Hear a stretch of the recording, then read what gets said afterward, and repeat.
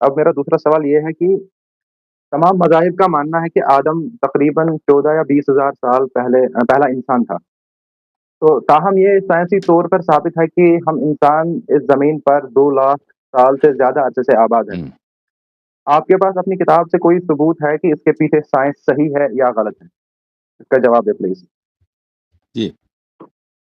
تو میں کبھی اس کا احادیث آپ کو نکال کے دوں گا کہ حضرت آدم علیہ السلام سے پہلے یہاں زمین میں بہت سارے مخلوقات تھے جو آدم ہی جیسے تھے، اور سائنس اسی کو کہتا ہے نا، نیاندرتھالس کہتے ہیں، یا اس انسانوں کے جینز میں بھی اس کے جینز ملتے ہیں کہ انسان جیسے دوسرے مخلوقات تھے، اور ان سے پہلے بھی مخلوقات تھے، اور وہ کچھ عبادت کرتے تھے، کچھ عبادت نہیں کرتے تھے، اور یہ بہت زندگی زمین کی جو زندگی ہے، زمین کا جو عمر ہے، یہ ہمارے احادیث میں بہت اس کی زیادہ ہے۔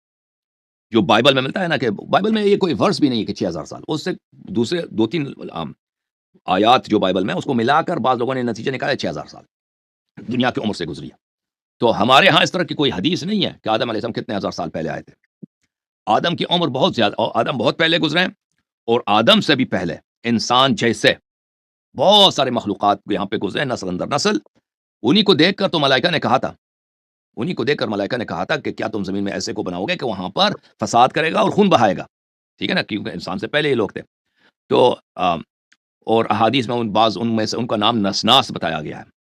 تو یہ جو ہے کہ آدم سے پہلے یہ زمین پہ مخلوقات تھے، اس کا بہت ذکر ہمارے کتب میں موجود ہے، اور وہ بہت زیادہ تھے، اور زمین کا عمر، اس زمین میں